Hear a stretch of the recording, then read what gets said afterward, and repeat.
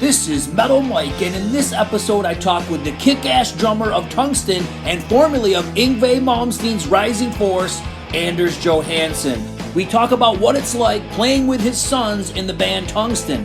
And of course, we talk about the classic Yngwie albums that Anders played on, Marching Out, Trilogy, and Odyssey. And we hear Anders' thoughts on Yngwie today. Now you can subscribe to the podcast through Anchor for $4.99 a month. Your donation keeps this thing going, and it gives you access to exclusive content. There's bonus footage available for subscribers from this episode as well, so consider subscribing. Now here's Anders. Check it out. Well, Anders, welcome to the 80's Glam Metalcast. How you doing? Thanks. I'm doing great, thank you. Awesome, man. Glad to be talking with you. So what's been going on with you recently? What have you been up to? Well, lately I've been since the pandemic was roaming the earth, I've been practicing a lot, and I've been recording with my own band, Tungsten, and now when the restrictions let off a bit, I've been doing gigs with my brother, with gas gigs. So it's slowly starting up again here. I checked out Tungsten, and it's really awesome, melodic power metal, and I was surprised to see that you're in a band with your sons. That's really cool. No, thanks. It's like saves a lot of hassles, because my sons are trained sort of by me to it's like hassle-free kind of. At least from my point of view. I think they might think differently, because on the way to the concerts and stuff, I always lecture them with all sorts of parent stuff, and it's getting less and less, of course, but because they're getting older and more wise. But I know they told me it can be kind of annoying sometimes, hours of lecturing and disciplining. But this sounds worse than it actually is now. But I'm trying to teach them about life and stuff like that. But also with them, they kind of close by here, so we can rehearse in my house, and so it's and they get things right away. So yeah, it's really cool. Also, like hanging out with your sons, it's like kind of unusual, I guess. So yeah, it's really nice. Yeah, definitely. When this all came together, did they approach you and they had written some songs, or how did the whole band come together with you and your sons? The thing was like they had written songs that I heard by accident, kind of, and I thought this is really cool, and I thought you should record this here. And I said, I can help you. You can be in my studio and all that stuff. And so we recorded, and I played drums on them and the songs. And same thing that when we were going to have a record deal, I knew people since I'm like twice as old as they are or more. So I've got some contacts. So through me, we got a record deal. And also I think they had to put up with me, kind of, because otherwise they would have probably had a harder time to get in. But the songs and stuff, it's basically mostly them who does everything. I think that's better, because if I make songs and stuff, it's usually pure power metal or fusion type that nobody wants to listen to. So they're a little bit more in tune with the modern stuff, I guess. Yeah, I really liked it, and I like that kind of music anyways. I really felt like the songs were super catchy, but they're heavy, but they're catchy, especially like King of Shadows. That one, I listened to it, and it just got stuck in my head for the rest of the day. Oh, cool.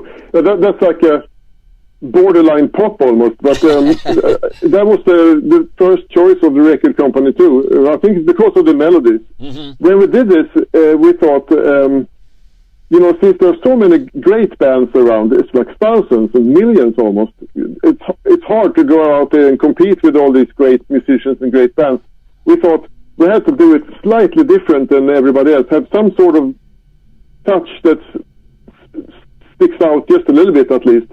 Because we can't just be another Meshuggah or another, whatever great band there is. So we thought we have to be melodic and not super aggressive either. Because we noticed when we try to be aggressive, people don't like it for some reason.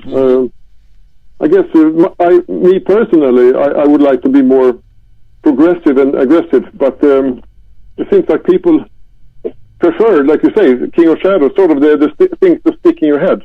Yeah, definitely. Well, one artist that I showcase on this show all the time, I've talked to so many past members, is Yngwie Malmsteen. And you were in Yngwie for, probably what people look at as his best period. You got a favorite album out of the ones you played on with Yngwie? Out of the ones I played on, I think maybe Marching Out is my favorite. It was the first one I did with him, and also I think it was like raw and had a band feeling to it. Yeah. Back then, it was kind of a band. Yngwie, of course, was the boss, and he was his saying was law or whatever, but he was really cool. To me, I mean, I read stuff about Yngwie that's like not so positive sometimes, but I have never seen any bad side of him. He's never been rude or to me or my brother and stuff. Wow. I mean, there's been childish shit we did, maybe arguing over whose car was fast and shit like that, but nothing. I think when we quit, I think he decided to be more like a dictator, like he was sick of the compromises and stuff. When we did the record with Joel Turner, there was a lot of compromise from Yngwie's side, and I don't think he liked it really. It was too commercial for him and stuff. But then again, it was the album that sold the best out of all his albums. Yeah, definitely. Was it kind of weird for you and your brother? Because you figure if you go through those albums, Marching Out, Trilogy, Odyssey, you've got like a different singer. And in some ways, the band is also changing its sound throughout those albums. Was it kind of weird, or did it feel natural? What was it like going through those 3 albums with 3 different singers? It was like, it wasn't weird, really. We got along really great with all these guys. I mean, Jeff, he was like 19, I think, when he quit. Oh, wow. He was really young and immature, and he thought, he was going to make it big with a more commercial band called Driver. They had him and I think Tommy Aldridge was in there. Mm-hmm. So I remember we really tried to pursue him not to quit, but he quit, and then we got Mark Bowles. He's a great singer and a great guy too, and we got along with him. And back then, it was sort of a natural thing. We didn't think so much about it, actually. Wow! But the record sounded completely different. In a way, it would have been better, of course, to keep Jeff for the whole time. It would have been better, I think, for Yngwie's career and everything. But it was also interesting, though, how different the albums came out, I think. Joey being all bluesy and more commercial kind of. Mm-hmm. Mark being the ultimate power metal singer, and Jeff, like, I guess somewhere in between there. Yeah, definitely. It's weird because I think before I talked to you this week, I went back and I kind of listened to all 3 of these back to back, and you really do hear a evolution of a more commercial sound. I mean, just like you've said, Marching Out's a straight up metal album. Trilogy's like a mix. There's some pop, and then there's some, more, metal type stuff. And then by you get to Odyssey, really it is. It's like a pop metal album. Was this a direction that Yngwie wanted to go? Was the label kind of pushing him that way? Where did this, more of a pop direction come from? This was definitely the label who wanted this.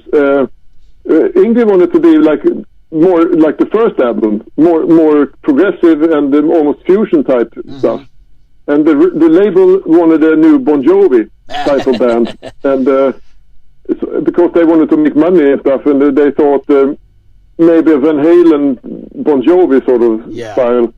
And so the record label, they were definitely butting in and trying to promote the more commercial stuff and convincing Yngwie to have more commercial stuff. But no, I don't think nobody in the band really wanted this. But we also didn't want to create too many bad vibes with the record label, because they kind of almost threatened us to be more commercial, or they would not support the band as much and stuff. They said shit like that. So we thought it's better to make money than play fusion stuff that nobody wants to hear, sort of thing. But in the heart, we wanted to be less commercial. Sure. When you look at Odyssey, and I think you might have said this earlier, was that this was probably his best-selling album. But this is the one where you see the kind of easing back on the super fast playing, and it's more focused on songs. I think this is probably the album that, most of the population who like hard rock and heavy metal can get into. You know what I mean? It's this pretty accessible music. Yes, I mean, for example, when Joel came, he was definitely, he wanted to have even more pop songs and stuff. Mm-hmm. So it was like a compromise. We put some faster stuff just to make up for the really popular stuff, but I think it came out. That's the album everybody always says they like the most, it seems. Yeah. I mean, out of broad audience. Yes. Then the more hard rock audience, see, at least what they tell me, they like Marching Out the best, I think. Yeah. And you know, it's all different. Then after we left, there's a bunch of great albums after that, of course, and of course different singers on all of them too. Yeah. Yeah. I like one. It's called Magnum Opus. Yeah. It's really well recorded, I think. It's the one that Chris Sanderidis produced, I think. Yeah, I think you're right. Seven Sign, maybe it's called. Yeah. It's one of those 7 songs. It proves, this is a different issue, but it proves that Yngwie needs a producer, I think, because that really sounded like a killer album, sound-wise and tight-wise and everything.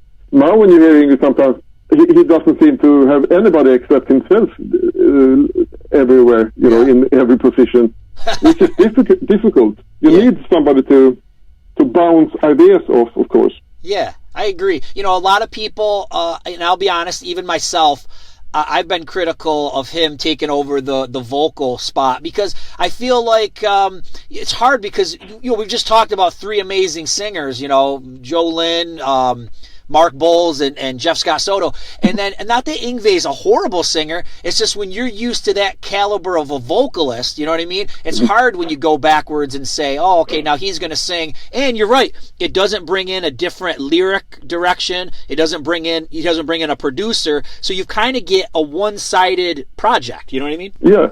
I mean, this Yngwie singing stuff, I remember he asked Mark Bowles, after 7 years of going to singing lessons, Yngwie went to singing lessons for 7 years. Mark told him it, and he asked Mark, "What do I do wrong? What's wrong here? Why don't I improve? Kind of. Yeah. Why don't I become like you guys, like like you say, like world class singer?" And Mark told him, "Hey, it's nothing wrong with your pitch, your vibrato, everything. The problem, if you might call it that, these are Mark's words, it's your actual vocal cords. Right. You just sound that way. There's nothing you can do about it. There's nothing you can do. You're going to sound like this no matter what you do. You just like it or not. That's how you sound." Yeah. And that's what the problem. Yngwie has not as pleasant voice as Joel Turner or these other guys. He just sounds like any guy, like me or like anybody. Yeah. I mean, he's never going to work. No, I agree with you. You know, and you bring up an interesting point. It is your vocal cords because just think about it. You know, you can buy a kick-ass drum set and mic it up. You can get a guitar and you can get effects. You can change the tone of an instrument. Voice is the only thing you can't really do much about. You can take lessons. You can have nice equipment, but it's still your voice. There's nothing you can do. Exactly. Well, English voice is like slightly deep and has different overtones. I mean, I don't think it blends so well with power metal, sort of. Mm-hmm. I think when he sings bluesier stuff, it works better, I think. Yeah. It's like a Hendrix type of singing. I got to ask you about something. So I told you I've interviewed a lot of guys that have been in his band, and one time I talked to Joe Lynn Turner, and he said that, I don't know if this was the label, I can't remember if it was the label or if it was him, but they were trying to get Eric Singer in the band on drums and Bob Daisley on bass. Did you ever hear of this before? Did you recall them having talks about bringing somebody else in? Yes, I remember this. They wanted like an all-star band. Okay. They didn't like that we spoke Swedish, that we influenced Yngwie in a bad way, and it was like problems right before we had a manager that I criticized contracts and butted into things. So also, I think when they got Joel Turner, they wanted to get rid of everybody, and have an American band. Okay. And they couldn't really get rid of my brother because there was nobody better keyboard player. And in my case, I mean, drumming, yeah, sure, Eric Singer probably could have done it. But Eric told me they did. He was the one who told me this. And I said, he said, I'm not interested. This stuff is too fast for me anyway, he said. But basically, he was in the band for a while. He played on some of the songs on Odyssey, and we rehearsed with him and everything. But Yngwie he didn't play fast enough either. Wow. Okay, so this is definitely true. I definitely heard about this. And they tried to say that I overplayed and then I underplayed, and they tried to make me uneasy kind of. But when I was like 26 and had a more secure attitude, and maybe the older you get, you might think maybe they're right and stuff. But yeah. And Yngwie said that's ridiculous. I don't know what it was. It was also I had been arguing with one of the A&R guys at Polygram. They're called Jim Lewis. He later became Yngwie's manager. The thing was with Jim Lewis, he said, yeah, we want to get rid of you. We want an all-American band. We want stars. We want, like, names, kind of. Yeah. And I said to him, well, that sucks for me, They also got rid of a bass player that was actually an American, by the way, called Wally Watts. He got out. But in my case, I told Jim Lewis that if I make them play slightly more commercial songs, would that be okay? Would you look at me differently then? Yeah, that might be a good idea, he said. Mm-hmm. And so we I tried to steer Yngwie into that way. Yngwie had a car accident right then, so he was kind of weak as well. He was kind of like he had been in coma, so he was like not his normal himself, sort of. So we had a few songs called Crystal Ball and shit like that. Yep. Normally he would never have those on the album. I remember that guy Jim Lewis said, yeah, you did it, and it's good, great, blah, blah. The bullshit is unbelievable sometimes in this business. Yeah. I don't know why they were angry with me. I think it was because I said some shit and criticized the contracts and asked, where did the money go and shit like that. And it started with the manager, had to get rid of him. I think it was Andrew Truman who wanted to get rid of me. I'll be honest, I don't think you overplay at all because, like I said, I just listened to all these albums recently, and obviously I've been listening to them ever since I was a kid, but you follow the bass a lot, which kind of is unusual for this kind of music. You know what I mean? A lot of times people want to kind of follow the guitars in this kind of music, but I feel like you do. You kind of stay back and you stick with the bass, and then Yngwie does his thing. I've never thought that those songs were overplayed at all. I don't think so either. It was just something they said. Yeah. And it was also maybe live sometimes it happened at times, but you know how it is. People just try to make you insecure, kind of, and it was the actual reason was money, of course, because English contracts were all strange, and it was very badly managed business-wise, this whole thing. The manager didn't. But then after English car crash, Yngwie got rid of the manager, and things started. At least that problem stopped, kind of. Why were you guys? Yngwie, I don't know. I don't think he would have lasted. I mean, first of all, Yngwie's kind of demanding. He is a solid rock player, kind of. I don't know if he's fusiony like enough for Yngwie style. I don't know. Mm-hmm. But he plays in Kiss. I think he's doing much better. Right. Kiss was a good move for him. Why did you and your brother leave Yngwie's band in 1990? What happened with all that? The thing was, things deteriorated a lot. Yngwie, or whatever happened, got rid of Jolene Turner. The record label dropped him. We had Jens went to Dio. Right. He went to Dio. He got sick of all the drinking and all the promises of royalties never amounted to anything, and also we had done it for 5 or 6 years, and we were going nowhere, kind of. We tried to, maybe we thought we could buy not buy, but at least rent our own little place, like in America. But we were there day by day, and they just paid the bills, kind of. Right. We were like slaves is a strong word, but we didn't have our own life, kind of. Sure. So we thought this amounts to nothing, kind of. Yeah. And when Joey left or got fired or whatever it was, I think he was fired, but he wouldn't admit that because English got sick of him somehow, and then. Everybody sort of lost faith there because he was actually really good. Yeah. Anders, what's your relationship like him today? Like, when was the last time you talked to Yngwie? Last time I saw him was he came on tour here in Sweden, and I happened to be in the same city he was, and I saw him backstage in a city called Gothenburg. I think it's 7 years ago now. And since then, I tried to, I was in Florida with Manowar rehearsing last year, and I contacted him and said, well, let's have a coffee or so. I was only 1 hour away from where he lives. Yeah. And they never really answered. I hear that he doesn't have contact with anybody nowadays. Wow. Nobody at all from the old times. Huh. Maybe he just wanted to start a new life or something. I don't know. Well, this is some great information, man. I'm so glad we talked about the Yngwie days. What do you want to say to all your fans out there in closing? Thanks for listening and thanks for the interest. I mean, it's an honor that anybody wants to listen to me babbling here. Thanks. Yeah, cool. Well, man, hey, thank you so much for the conversation. It was great talking with you. Well, thank you for the time. I mean, it was very nice talking to you.